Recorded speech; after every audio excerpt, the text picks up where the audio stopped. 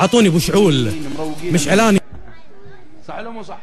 سوداني هادي، السوداني ماشي والاشاره قدامه خضراء، اللي وراه ذا من اهل الشام، اهل الشام غالبا فيهم حراره، فالشامي اللي ورا ذا من اهل الشام يضرب لبوري ديديد ديديد. وش معناها؟ يعني يلحق ايش؟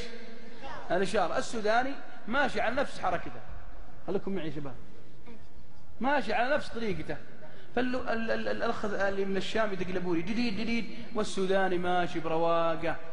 المهم ولعت صفراء، السوداني ايش سوى؟ هدى، رفع رجله هدى شوي، اللي وراه ضرب لبوري يعني يلحق ايش؟ الصفراء. ولعت الحمراء، وش سوى السوداني؟ وقف، اللي وراه وصقعه مع ورا لكن اشوى، طخه بس ما هي قويه، وينزل ذو ثاير ثاير على السوداني. في يوم نزل السوداني، انت ما تشوف؟ انت حمار. يقول من؟ السوداني طوال يدخل يده بجيبه، تعرفون الثوب السوداني، ويدخل يده يدخل، الناس واقفين قالوا اكيد بيطلع سكين ولا يطلع ايش؟ مفك، ويدخل يده ويطلع ايش؟ طلع طبشيره. قال مو عيب عليك انا مدرس لغه عربيه تقول لي حمار؟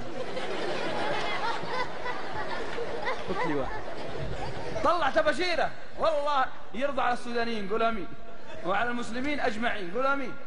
طلع شوف التباشيره حقت المدرسه بجيبه الحين، يقول ده انا مدرس لغه عربيه يا زول تقول لي حمار، مو عيب عليك؟ قلت والله حب على راس السوداني ذا. صح لا يا شيخ جلالي؟ صح ولا مو صح؟ يقول له انت ما تشوف انت حمار، ومع هذا يقول له انا مدرس مو عيب عليك؟ يا اخي خلك مثل مصطفى، تبسم تبسم ايش؟ المغضب.